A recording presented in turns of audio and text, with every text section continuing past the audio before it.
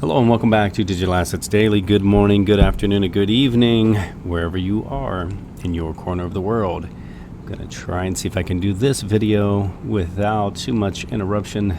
My kids have a lot of friends over, so it might get a little loud in the background. Hopefully we can push through before it gets out of control. Big news, VeChain is promoted by state media in China.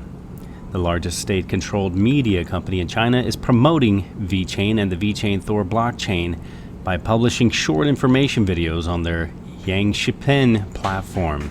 The app of the Voice of China informs about the use cases and cooperations of VeChain. In October last year, China's President Xi Jinping gave a highly noted speech in which he said that China must seize the opportunities that arise from the blockchain. Contrary to the first hype, however, Jinping opposed cryptocurrencies and spoke out in favor of the blockchain technology. One cryptocurrency that he has already received recognition from the Chinese government in recent months is VeChain and its VeChain Thor blockchain. This seems to continue now. And as we've explained on this video, VeChain is one of two accepted and approved cryptocurrencies in the entire of China. Voice of China publishes educational videos about VeChain. As the latest news from the Middle Kingdom reveals, the largest state-controlled media company, China Media Group CMG, is promoting the adoption of and acceptance of VeChain. The predominant state-owned media company for radio and television broadcast, also known as the Voice of China, has published numerous informative videos about VeChain as part of the first Chinese state-run 5G app, Yangshipen.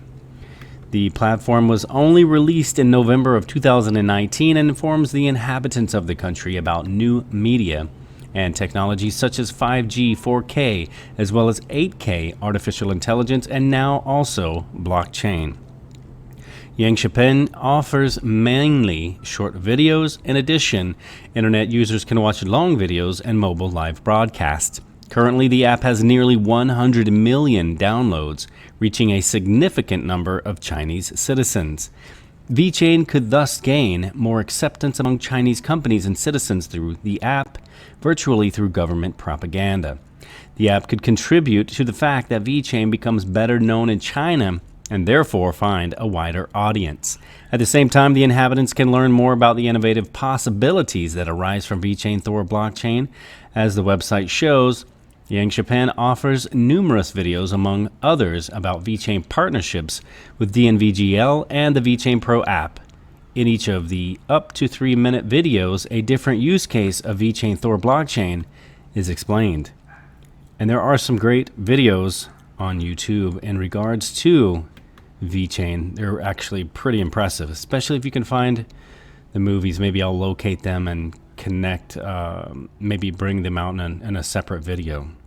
They're pretty amazing, actually, like mini movies, well produced and well focused videos. VeChain complies with Chinese standards. Already in mid-December, the VeChain Foundation entered into a partnership with the General Counsel of Anhui Tea Industry Association.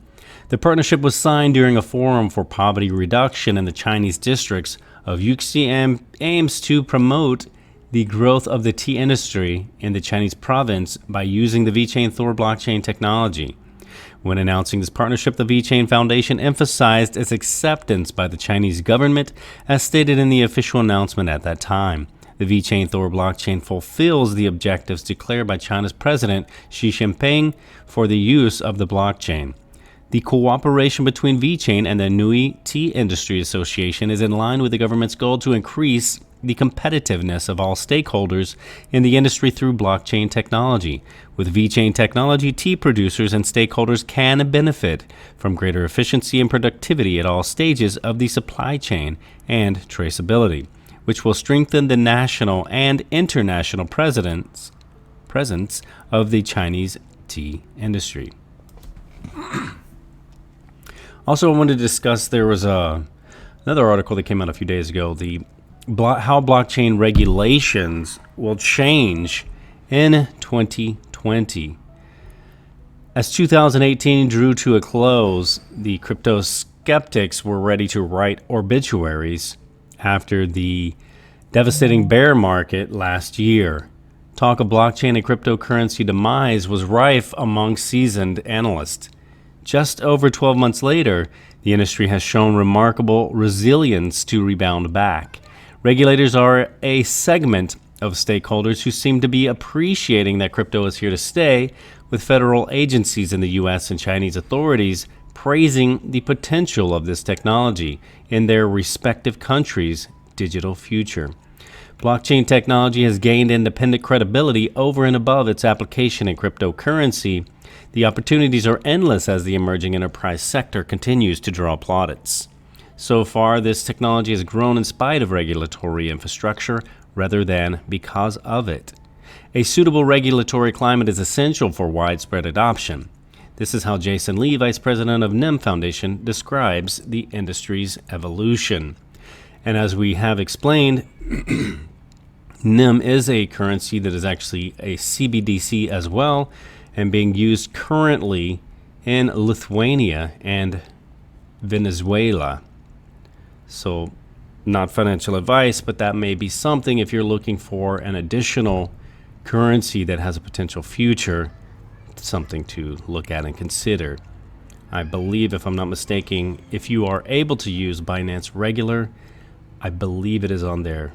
Not absolute solid, but I believe it is on Binance Regular. If you're in the US, we are not permitted to use Binance Regular since September of 2019. 2017 was the year of the blockchain craze. In 2018, we hit the brakes. Towards the end of the year, for 2019 and the start of 2020, Don Tapscott at the World Economic Forum annual meeting report says that the blockchain revolution ground to a halt. This is because not all initiatives are going past the proof of concept stage, just as blockchain regulation shapes progressively as it moves forward in the right direction. In 2020, real use case projects are starting to shape up and will play a crucial role. Therefore, industry leaders and enthusiasts at large are eagerly following regular sentiment. Themes like consumer data protection and harnessing tech will be constant in these discussions. What is going to be the major themes around blockchain regulation in 2020?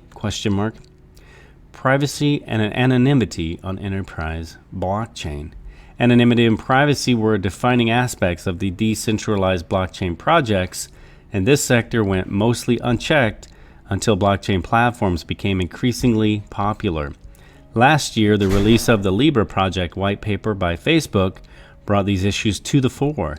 Specifically, concerns about blockchain enterprises, including cloud services and handling customer data, gave regulators an opening to legislate on such platforms.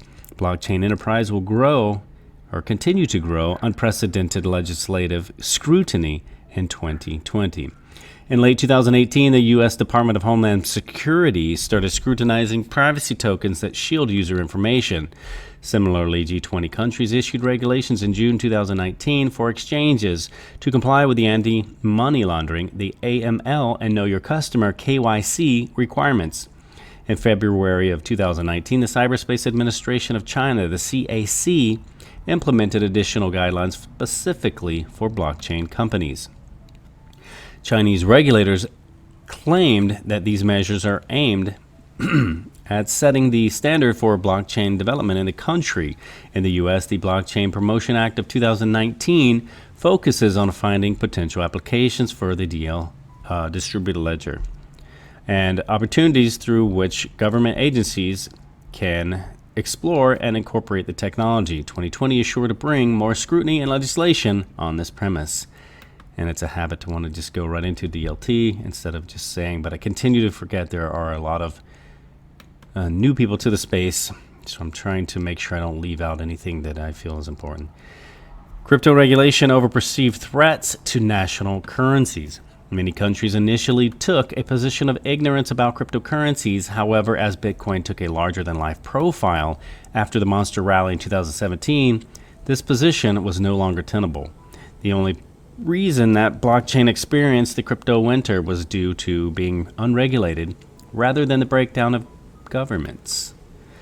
The unchecked printing of money that before and after the financial crisis of 2008 by the central bank led to some people becoming disillusioned about centralized financial systems. Bitcoin and other cryptocurrencies offered an alternative to these people. As with any power structure, the entities in charge will not relinquish power with ease.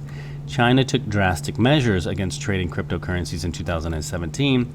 Last year, India went even further and completely banned non-sovereign cryptocurrencies. The fundamental aspect of decentralization is an existential threat to the ability of major central banks to control monetary policy.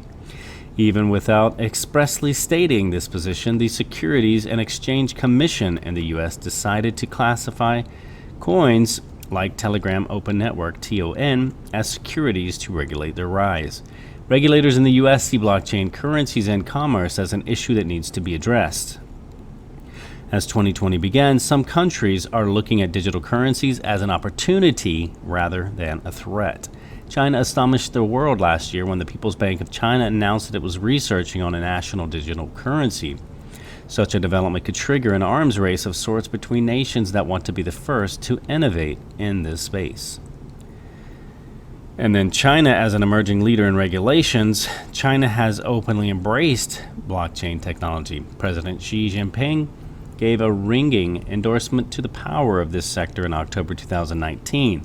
During his speech, Jinping said blockchain is an important breakthrough in independent innovation of core technologies and will help China gain an edge in the theoretical, innovative, and industrial aspects of this emerging field.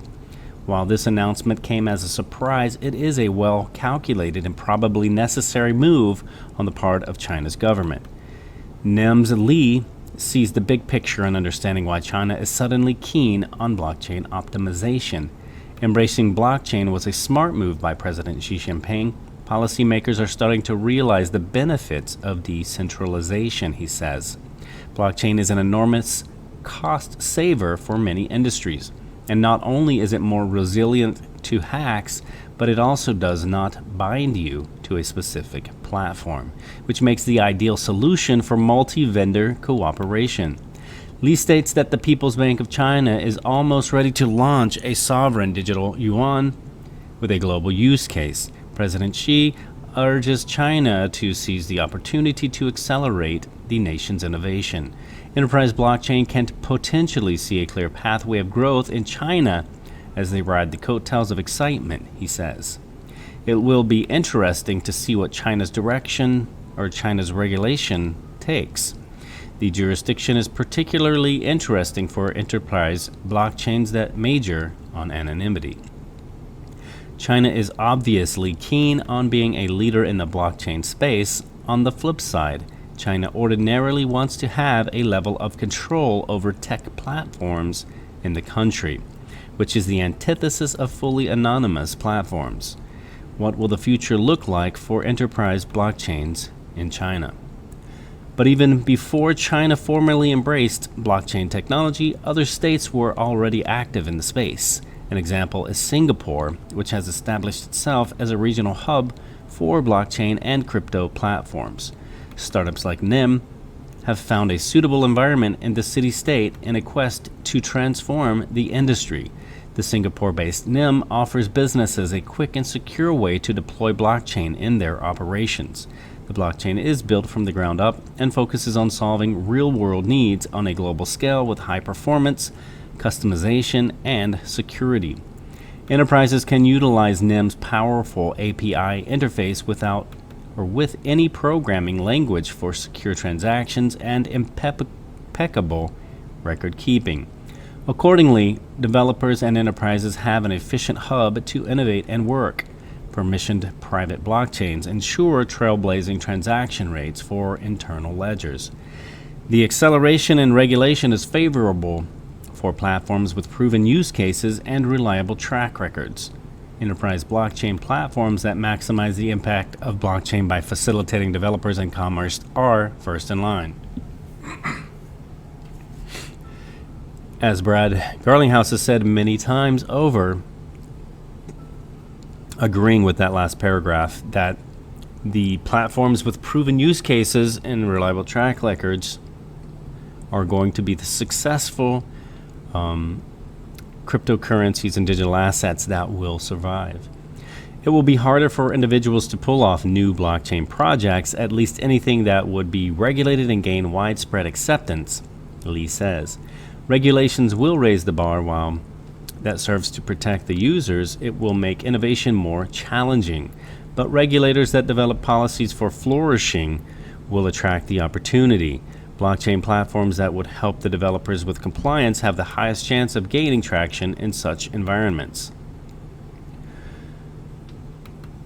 Probable evolution of regulation in 2020. The regulations are taking a more facilitative approach rather than being primarily restrictive. Governments now appreciate the power of blockchain technology better because its proven capabilities and efficiency. Lee thinks that industry leaders should embrace and be leading voices in shaping regulations. Enterprise blockchains, like tech in general, have to learn that regulation is not something they should avoid, break, or fight. They should play along, and that will even lead to better products for their customers, he says. And again, this recent paragraph is a perfect example of XRP. They have followed along the guidelines from day one. The possible unveiling of China's national digital currency can be a real game changer, especially for stablecoins, cryptocurrencies that have been pegged to a fiat counterpart. It will be interesting to see whether other countries follow China's lead. Given the disruption that blockchain is already causing through sectors like fintech, other developed countries will be monitoring China's moves closely because of the potential overhaul blockchain can bring to their financial systems. The bottom line is that blockchain and cryptocurrencies have the tag of opportunity rather than a threat. Countries that take the initiative to develop a suitable regulatory framework will likely be leaders in the blockchain space. I want to end this video with a great thought. At times, our own light goes out and is rekindled by a spark from another person. Each of us has cause to think with deep gratitude of those who have lighted the flame within us. And I personally want to say thank you with much gratitude to those of you who are subscribed and following this channel and leave such amazing comments. You literally make my day. Again, guys, this is not financial advice. It is for entertainment purposes only. And we'll catch you in the next one.